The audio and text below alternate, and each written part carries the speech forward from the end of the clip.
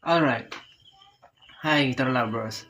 We have a new lesson for beginners. This tutorial is intended for beginners. So I hope you like this video.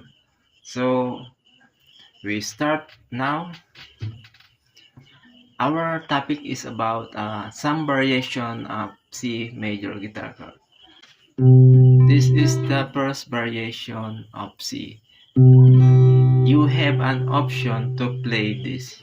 You can play in this form, maybe in this form, or in this form.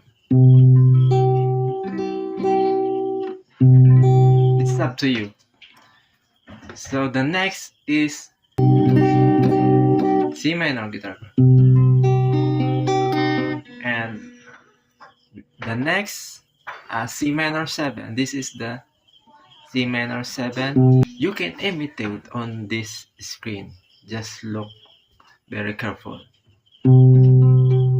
This is C minor. And I'm giving you another one, the C minor 6.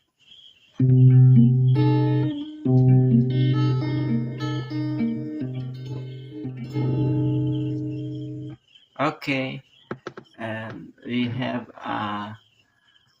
the last chord, the advanced, almost advanced guitar chord, the C minor 9.